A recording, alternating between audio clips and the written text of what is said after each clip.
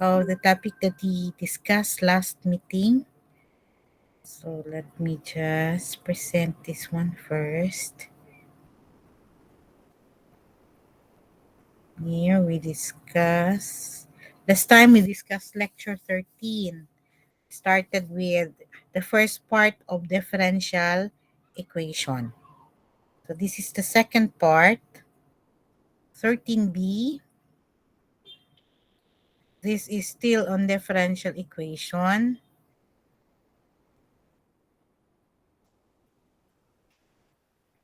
What we had last time was introduction to differential equation. We discussed, can you see the shared screen? Hello? Wala, ma'am. Wala pa. Yes, ma'am. Yes, ma'am. Na, ma'am. Nakita na. Okay, sige. So, we have here solutions of differential equations. We discussed last meeting your initial value problem as well as up to yes, itong tatlo na, definition of ordinary and partial differential equation, solutions of differential equations, up to initial value problem. So this time we're going to discuss separation of variables, and next meeting we're going to discuss elementary application like your velocity of escape and orthogonal trajectories. For this time, we are on separation of variables. For separation of variables, our intended learning outcome is that at the end of this topic, you should be able to solve problems involving your ordinary and partial differential equations. Specifically, be able to use separation of variables to solve your differential equation. So for the solution of your differential equation known as your separable differential equation, these are actually used in um, physics, chemistry, and engineering. What we're going to do is to illustrate a few applications later on, no, sa next section. What is a separable differential equation? It is an equation of the form y prime equals f of x gy. Meaning to say you have a function in terms of x and a function in terms of y. Your y prime is actually your dy dx, or dy over dx. When you say separable, you can actually rewrite it such that the right-hand side, itong part na yun, of the equation can be separated into a function of x times a function of y.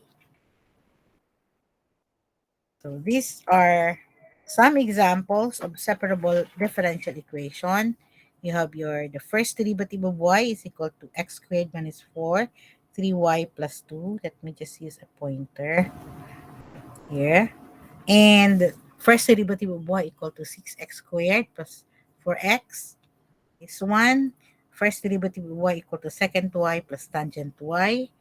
First derivative of y is equal to xy plus 3x minus 2y minus 6. And notice that for the second equation, this is actually separable with f of x equal to 6x squared plus 4x and g of y, understood, times 1 dito, no? So g of y is 1.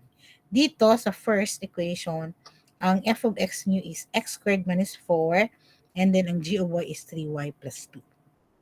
Okay? So sa third equation, ito, ang f of x naman ninyo ang 1 kasi this is your g of y, second y plus tangent y. And the right-hand side of the fourth equation, this one, this is the fourth equation, can be factored as may ano pala dito, may error. Typo kay this is supposed to be xy, kay xy. Then dapat 3y ito ha. This should be 3y. And this is minus 2x. This is minus 2x. It should be 3y minus 2x. Let me just symbol pen. Pen ko. Okay, nag-edit. correction. Should be wait, ha? Pen. Dapat to nito. Should be rewritten as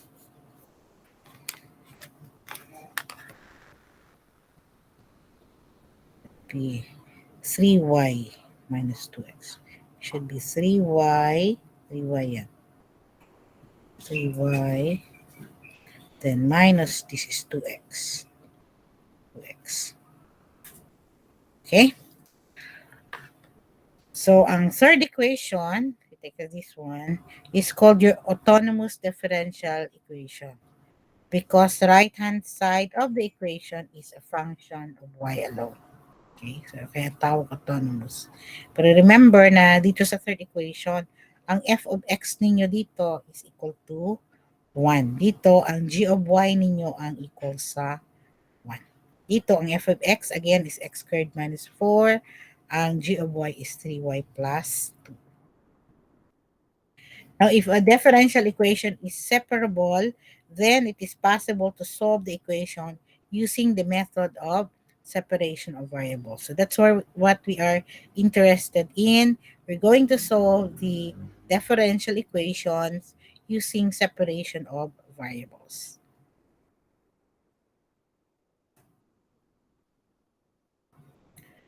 So we have the following definition.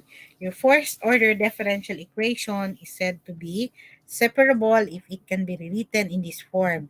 G of y is equal to G of y times y prime is equal to h of x, where your y prime is your dy over dx, or derivative of y with respect to x.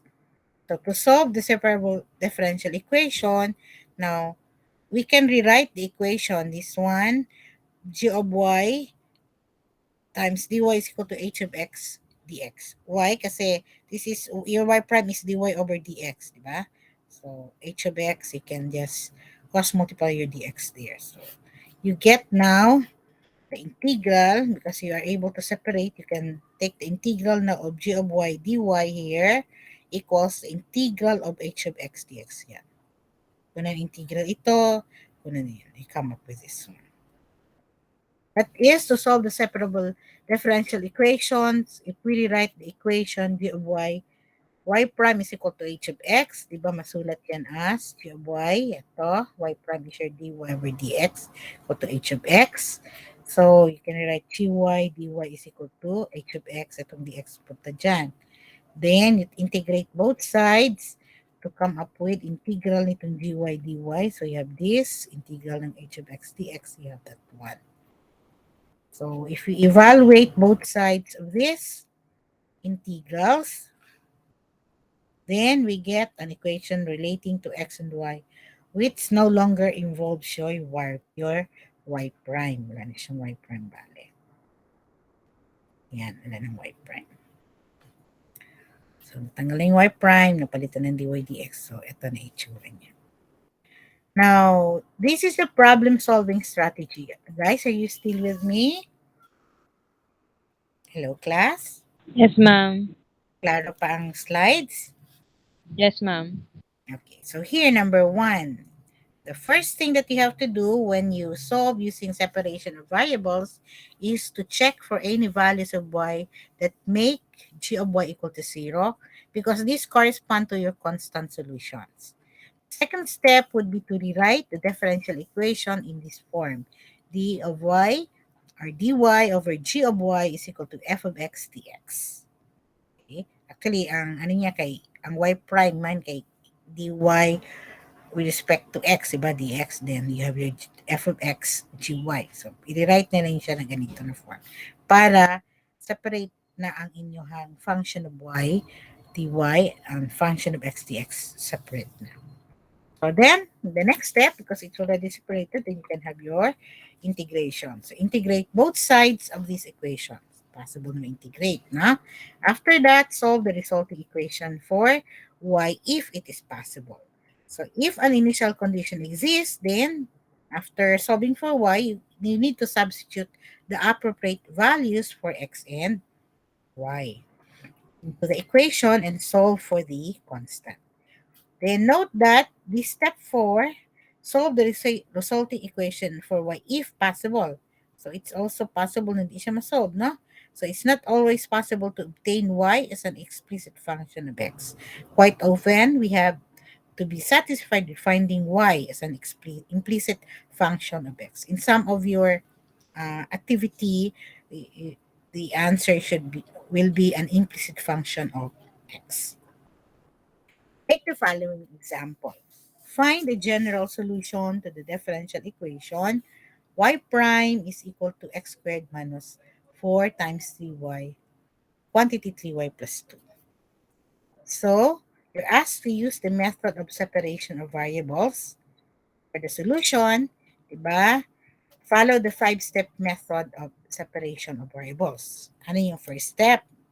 The first step was to check for any values of y that make g of y equal to 0, because this will correspond to your constant solutions. So, if you take a look at this one, you have f of x equal to x squared minus 4. Diba yung f of x nyo yan?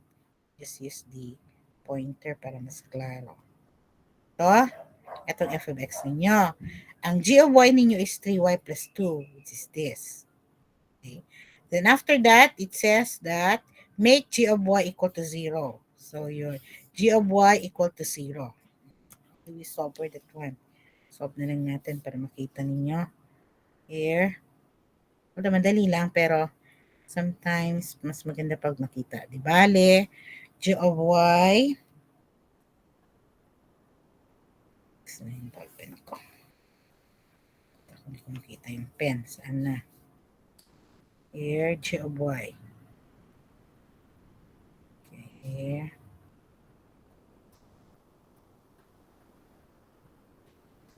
Oops. Ano natin? Pen. Pen. Yan.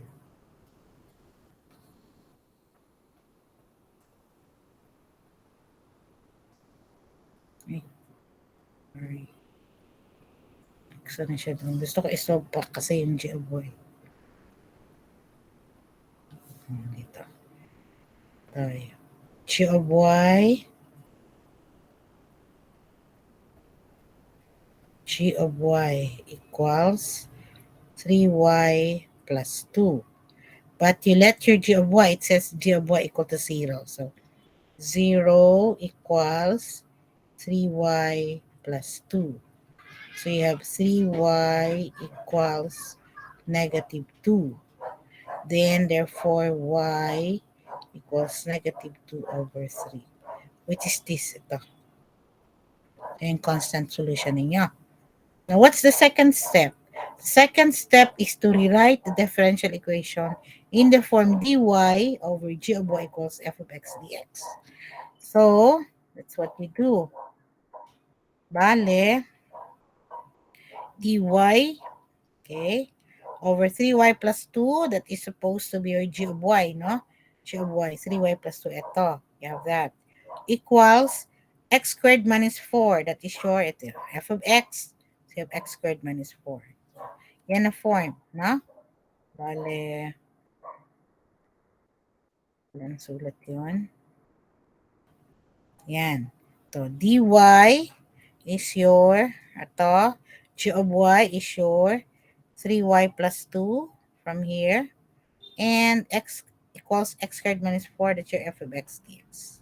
And then the next step is to integrate both sides of the equation. So integrate yan, so you will have integrate of dy over 3y plus 2 equals integral of x squared minus 4 dx. So I'm giving you time to do that. You have 3 minutes. Sige, solve nyo muna to. What is the integral of dy 3y plus 2? So it's the time right now. Let's dito sa watch ko is 4:50. So you have 3 minutes. At 4:53, let me see your answer, or you can dictate your answer. You have your ball pen and paper with you, diba? So try to integrate that one. I'm giving you 3 minutes to do that.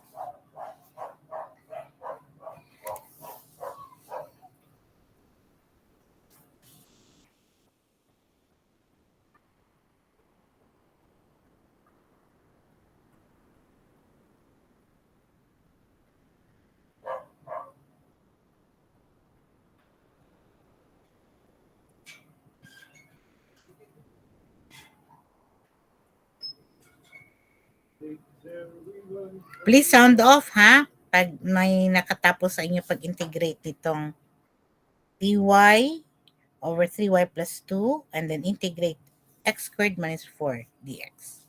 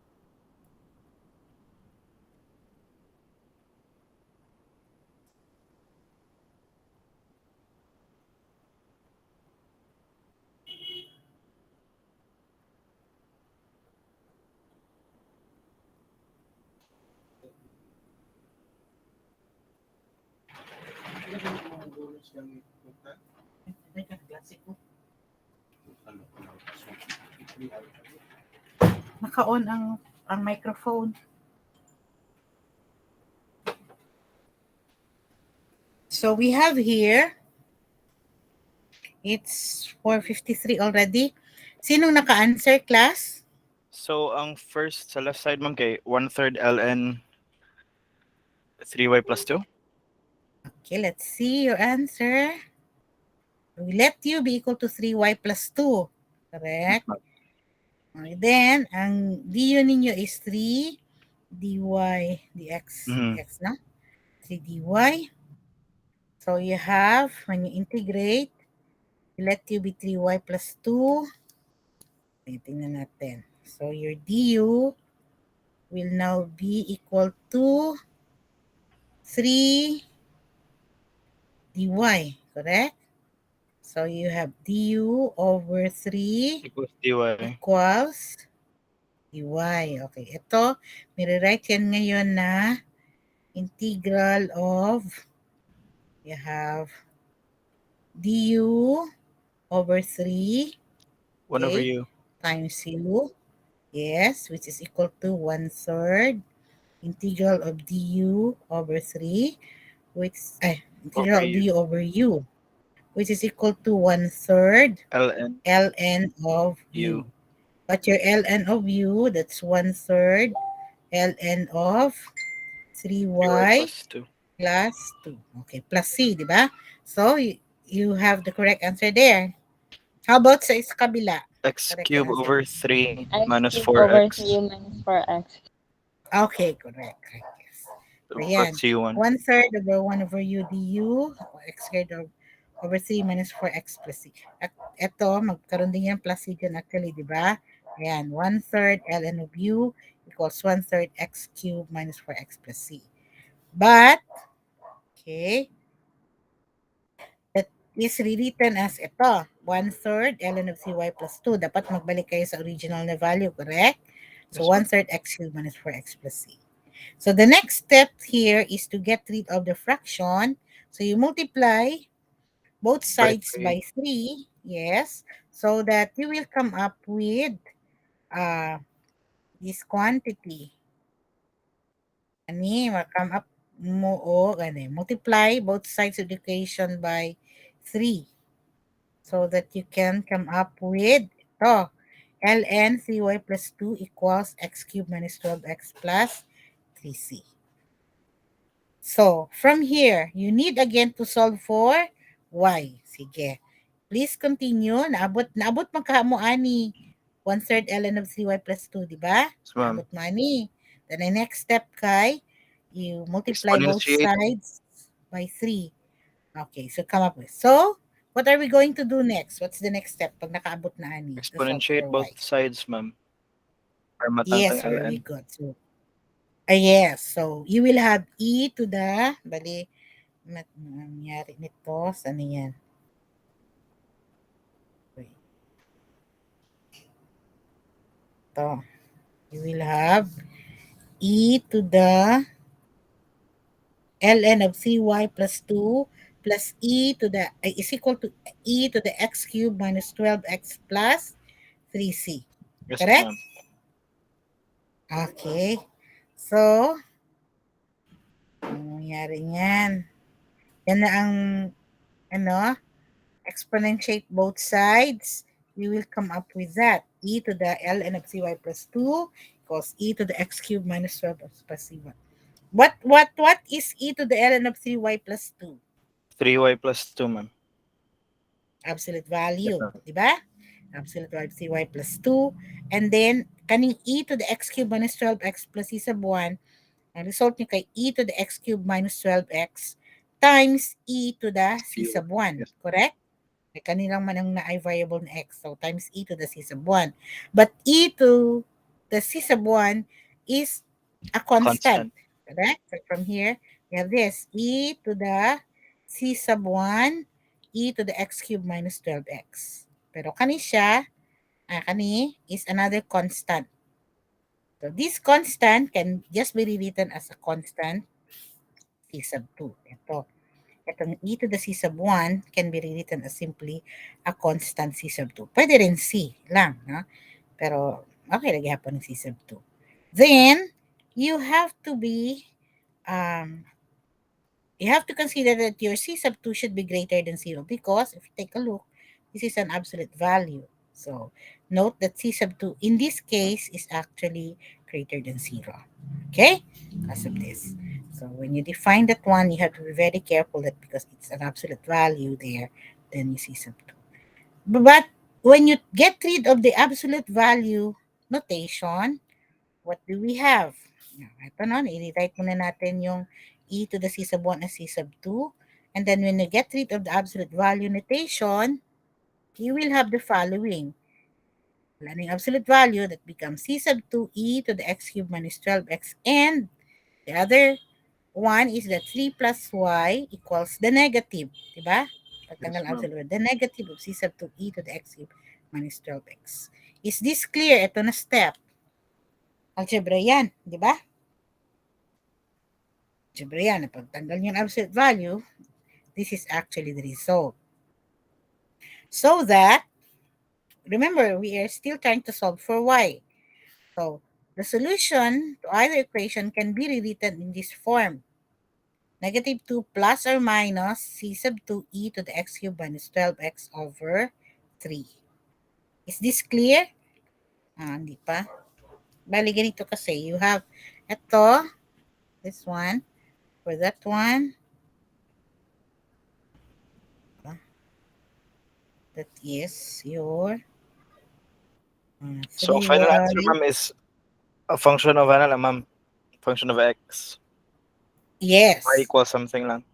3y plus 2 equals c2 e to the x cubed minus 12x. So, masolve man ni siya as 3y equals, balihin na siya, negative 2 plus, okay, c sub 2 e to the x cubed minus 12x. Then, divide both sides by 3. That's why you have y equals negative 2 plus c sub 2. This is plus. C sub 2 e to the x cubed minus 12 over 3. But remember na hindi lang yan, meron pa itong isa. Ito, there you have there, 3y plus 2 equals negative c sub 2 e to the x cubed minus 12x.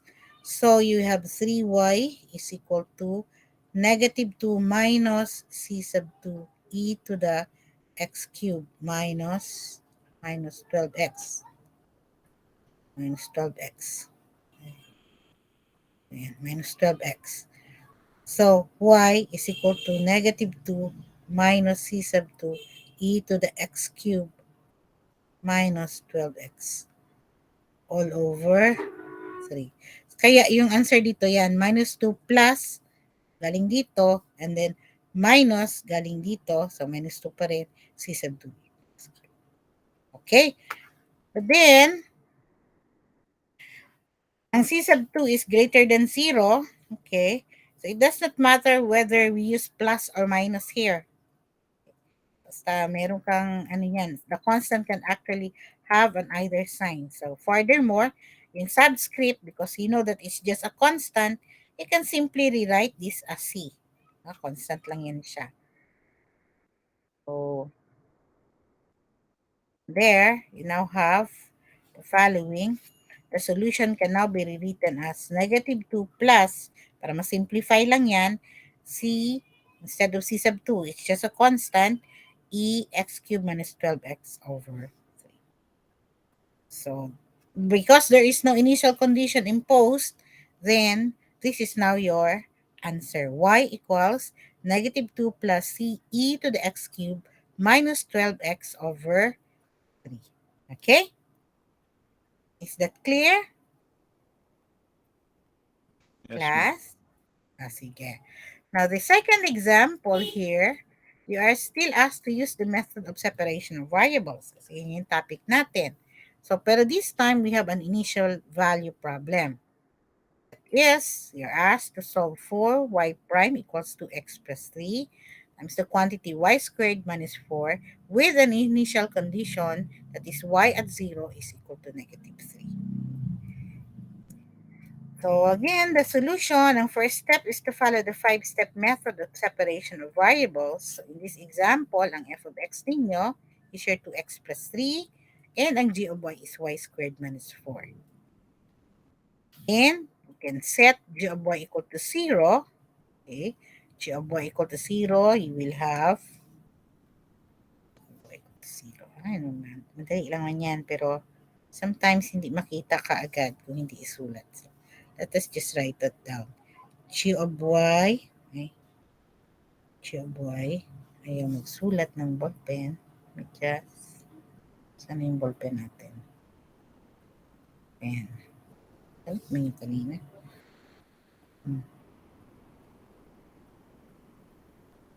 Ayan. G of y, G, G of y.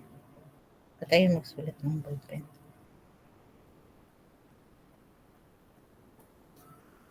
Wait. Okay.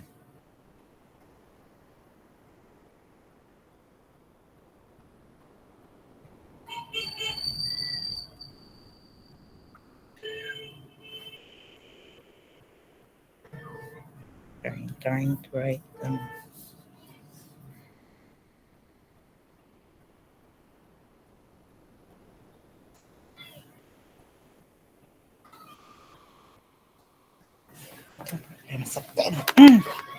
Wait for a while. G of y. Kamayin ko na lang to. Ayaw niya magsulat. G of y.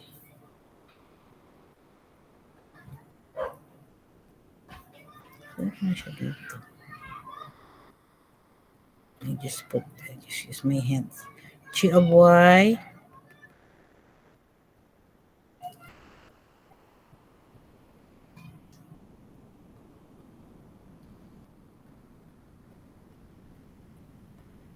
Ayaw magsulat. Naglo ko ang pen.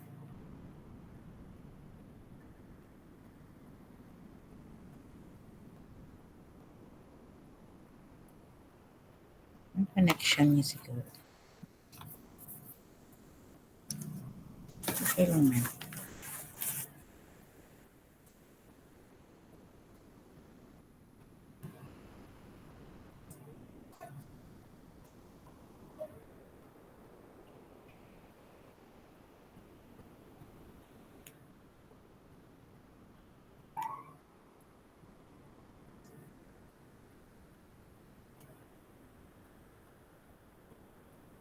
You know, it's not working. Sige na lang. Ako na explain. G of y, y squared minus 4 man siya, di ba? So, g of y is equal to 0. You let this to be equal to 0. So, y squared minus 4. So, you have 0 equals y squared minus 4. Ilipat yung 4 doon. Kunin ang square root ng y squared. Kunin ang square root ng 4. So, you get plus or minus 2. I want to solve it on its own. I don't know what happened to the pen. It's not working. Na naman. Ngayon lang man. Kanina nag-work man ito. Was able to write down earlier.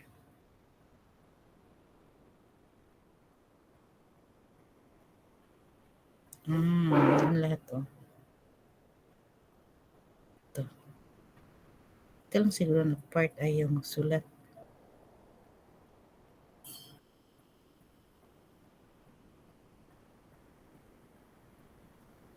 G of y equals, ayan.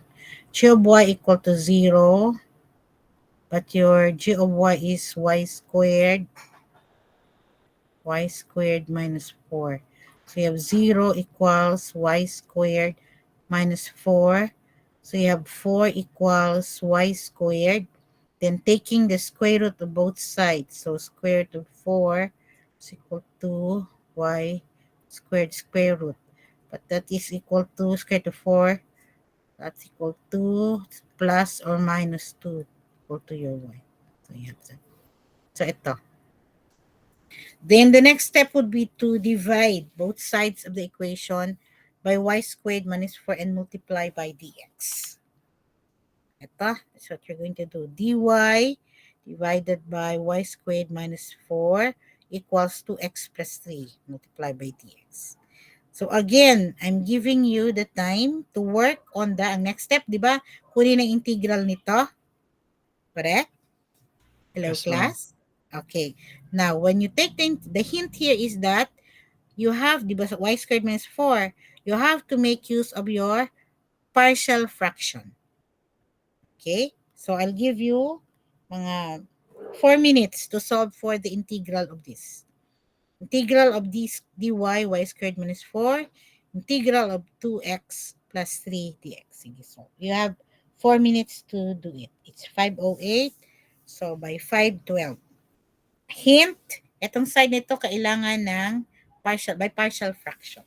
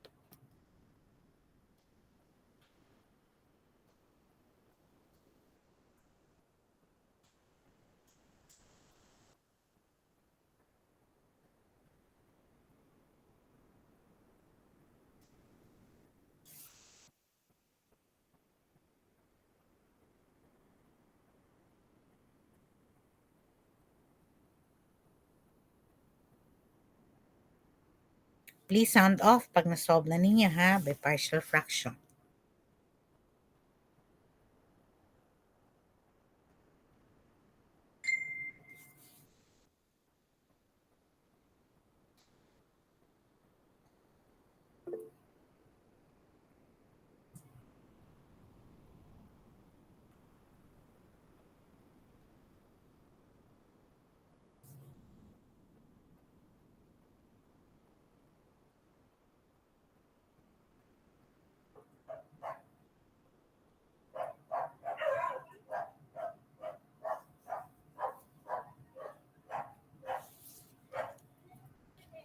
We have 2 more minutes.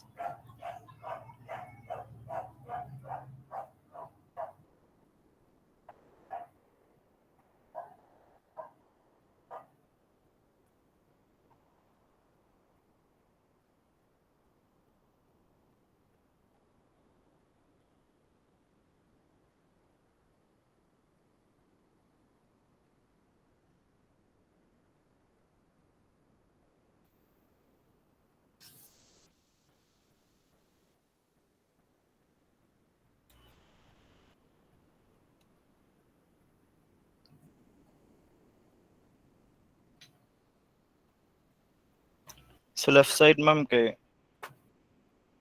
Yes?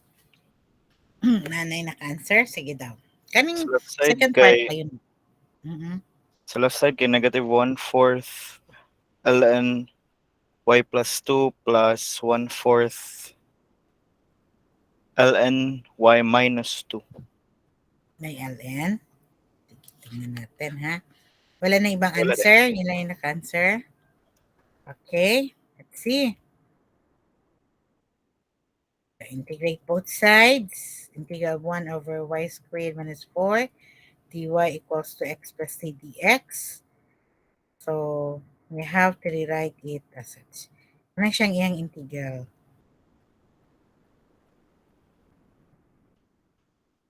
Okay, 1/4 ln of, ano yung answer mo? Ln of y minus 2 Yes, ma'am. minus ln of y Y plus plus 2. 2. Correct? Which is equal to x squared plus 3x plus 3x c. plus c. Yes. Ang crucial part nito is itong pag-solve sa partial fraction. Is everybody familiar with your partial fraction? Sa ano, Mat 61 ba ninyo yung partial fraction?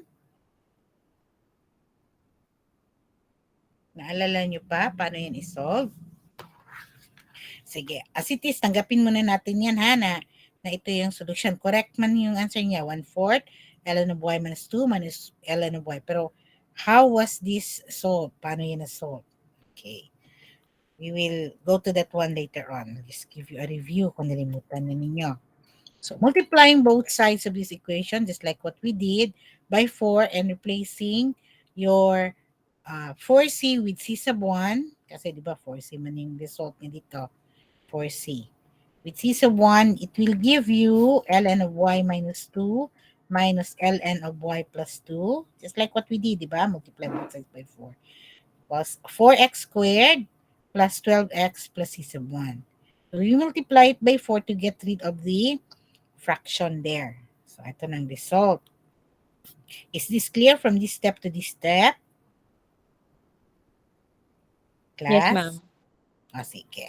So from there, you are familiar with this one. Ln of y minus 2. Pag minus ka siya, mahimo siyang division, di ba? Division. Yes. Y minus 2, y plus 2 equals 4x squared plus 12x plus c sub 1. Then you know what's the next step? What's the next step? Exponentiate. Exponentiate. Yes. So, take that one. Sandali. Ito yung sa method of partial fraction. Let me just show you the solution para doon sa mga nakalimot. So, di ba ang 1 over y squared minus 4 is equal to a over y minus 2 plus b over y plus 2. Is this the method that you made use of kanina sa pag-solve? Yes, ma'am. Okay, di ba yan siya? I-rewrite yan siya ganyan, no? Then after that, so you come up with 1 over, ito may yung factors niya, y minus 2, y plus 2. The same yan dyan. Cause this. So to get rid of the fraction, what do you do again? You multiply by the LCD, which is y minus 2 times y plus 2. So you come up with this. Okay? Y minus 2, y plus 2. So ang result niya, ito, cancel out yan, cancel out yan. 1 na lang itong dito sa kabilang side. And this one, a over y minus 2 times that will give you, makancel yung y minus 2, y minus 2. So, a times y plus 2. Tapos, plus b, ito makancel ang y, ang y plus 2 tsaka y plus 2 makancel. So, yun, b times y minus 2. So, you have this. Okay? Diba? Makancel ito. So, yan dito, 1 na lang. So, a, ang y minus 2, y minus 2, so y plus 2 sa taas. So, we get rid of the fraction. So, from here, this is 1 man ang nasa left side. So, this is ay plus 2a plus by minus 2b. Ayan. So, yan. Diba? ay plus 2a plus by minus 2b. And then, yung may mga y, ito ay plus by at saka 2a minus 2b, you group them together to come up with, okay, ay plus by, so ay plus by, and then 2a, this is 2a, quantity yan, minus 2b, you group that. Notice na wala mang y ito, so meaning to say a plus b is equal to, anong a plus b? 0. 0, yes. Tapos ito, if we take a look, 2a minus 2b, yan yung constant, so that's equal to 1. And then, what do you do next? You solve for, Combination. Solve for A and B. okay. So, pwede man ito siya to be able to get rid of one of the variables. You have 2a plus 2b, multiply this with 2. So, come up with 2a plus 2b, then 2a minus 2b. Pwede nyo na ma-eliminate ang b so that you can come up with 2a plus 2a. You have 4a equals, this is 0 there, so 1. No? So, a therefore is equal to 1/4. But remember na kailangan nyo isolve din ng b. So, sa b naman, you can make use of this equation. Pwede yan siya. Okay, a plus b equal to 0, then substitute ang a equals 1/4. So 1/4 plus b equal to 0. B therefore equals negative 1/4. So meron ka ng value ng a which is 1/4 and b which is negative 1/4. So you can now say that this one is equal to this 1/4 over y minus 2 plus negative man ng b, no? Negative 1/4 y plus 2. Dapat consistent na pag sa y minus 2, you have positive 1/4. So y plus 2, negative 1/4. So we need to say 1/4 over 1 over y minus 2 ay 1/4 times the quantity 1 over y minus 2 minus 1 over y plus 2, which is what we had earlier in kanina. Ayan, 1/4 1 over y minus 2 minus 1 over y plus 2. Okay? So, solve this equation for y. Yung kanina, siningit ko lang kasi yun. So, you now have this. After exponentiation, you come up with y minus 2 over y plus 2 equals c sub 2 e to the 4x plus 12x. Meaning to say, you have remove this absolute value and let your c sub 2 be either positive or negative. Then multiply both sides by y plus 2. And then, you will now have y minus 2 equals c sub 2, because multiply yung y plus 2, which is this, e to the 4x squared plus 12x. So you have e to the 4x squared plus 12x. Remember, we have to solve for the value of y, correct? So y minus 2 equals, you can distribute c sub 2y times e to the 4x squared plus 12x, which is this. Then you have 2 times c sub 2, 2 times c sub 2 times e to the 4x squared plus 12x, which is this one. Combining yung may y, okay, collect all terms involving y on one side of the equation and solve for y. You have now this one, y minus c sub 2y e to the 4x squared plus 12x equals 2 plus 2 times c sub 2 e to the 4x squared plus 12x. So may y ito, may y. Common yung y, factoring out y, we'll have y times the quantity 1 minus, diba? And 1. So 1 minus c sub 2 yung y, take out that. So you have that one. Equals this. So divide both sides by 1 minus c sub 2 e to the 4x squared plus 12x, and you're able to compute for y. So y now equals 2 plus ito, c sub 2 e to the 4x squared plus 12x all over, ito, i-divide mo yun siya, 1 minus c sub 2 e to the 4x squared plus 12x. Remember na meron tayong initial value. Diba? So yung initial value natin, we should substitute x equal to 0 and y equal to negative 1 into the general solution. So alternatively, we can put the same values into an earlier equation, namely this equation. Pwede man diri siya. Okay? Pero sa final answer, c sub 2 will now be y minus 2 over y plus 2 equals c sub 2 e to the 4x squared plus 12x. That should give us, substitute yung y equals negative 1. Yan. Y equals negative 1. Yan. And substitute yung x equal to 0. Ito. C sub 2 e to the, ito 4 times 0 squared. Give you e to the 0. Kasi 12 times 0, 0 pa rin. But what is e to the 0? 1. So, ang C sub 2 ninyo is this. Negative 2 minus 2 over positive 1, which is negative 3. So, ultimately, you have C sub 2 equals negative 3. Then, balik na pod mo sa original kay i-substitute na pod nimo. So, solution to the initial value problem is now, okay, 2 minus 6e to the 4x squared plus 12x all over 1 plus 3e to the 4x squared plus 12x. So, gamitan ninyo ng negative 3 ninyo na value. Okay? Your activity 4.2 is due on, diba, may assignment naman kayo for Monday and for Wednesday. So, this will be due on Thursday next week. So, madali lang naman ito actually, basta naintindihan nyo yung topic ngayon. So, anong ibig sabihin nito? You take the derivative, or this is your dy dx, tapos xe to the y minus, be sure you're able to separate yung variables. May y dito, tapos may x squared. So, there are some mathematical tricks that is involved. Algebra lang naman yun. Baka nalimutan ninyo. Ito walang problema kasi sin x, sin y, dx.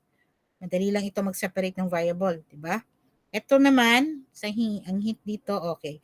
This one is considered a constant. Tapos to r squared, dr, tapos r cube. Sin theta, d theta naman yan. So, ma-separate pa rin ang variable. Dapat, kunyari, dr dito sa kabila, may mga r. Dito sa kabila, theta, may mga theta. No? D theta. Ito lang, you have to recall ang formula ng integral ng tangent squared. Tapos, ito, ang hint dito is that, dapat, alam nyo na ang powers of sine, di ba? Meron tayong powers of sine, integrals of powers of sine. Nilagay ko man din yung source. You can actually integrals of powers of sine. Ma-review ninyo. Makakalimot na mo na ay dire. Integrals involving powers of tangent, cotangent, secant, and cosecant. So, nanay powers of tangent. Prior to this, merong integrals involving powers of sine and cosine also. So, you can take a look at these video clips kung nalimutan na ninyo yung mga integration formulas. At saka paano integrate. So, we are through. Let me just escape. Since i-keep na natin yung annotation, I think. And keep the annotations. So, let me just go back to your activity para ma-post natin. So, your activity 4.2, this will now be due on Wednesday new.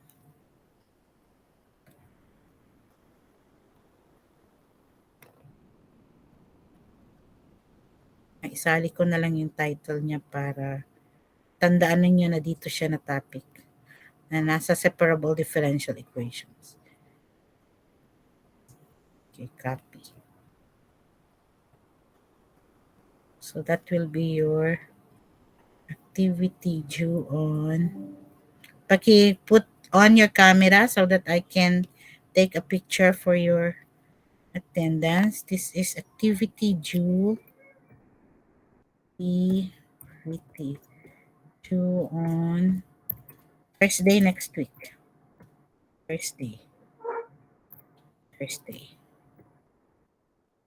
November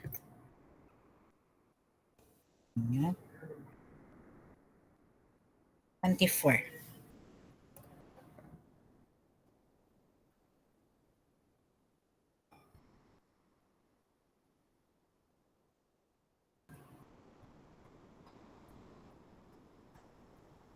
Ayan.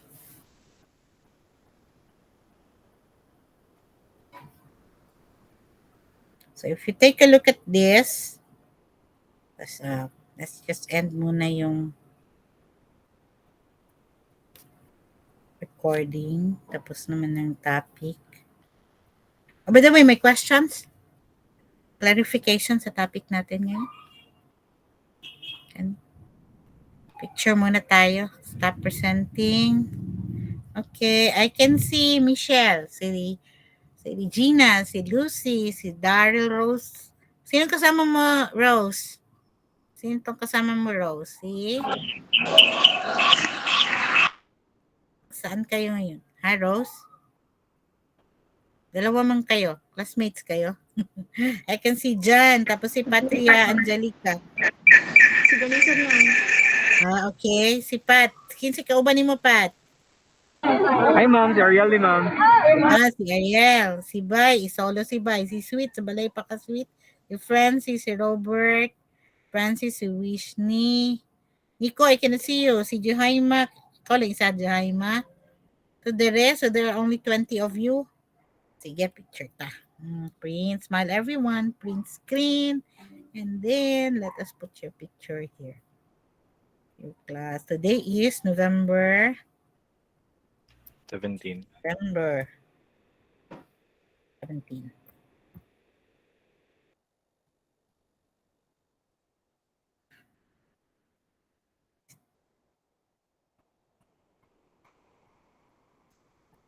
Yan.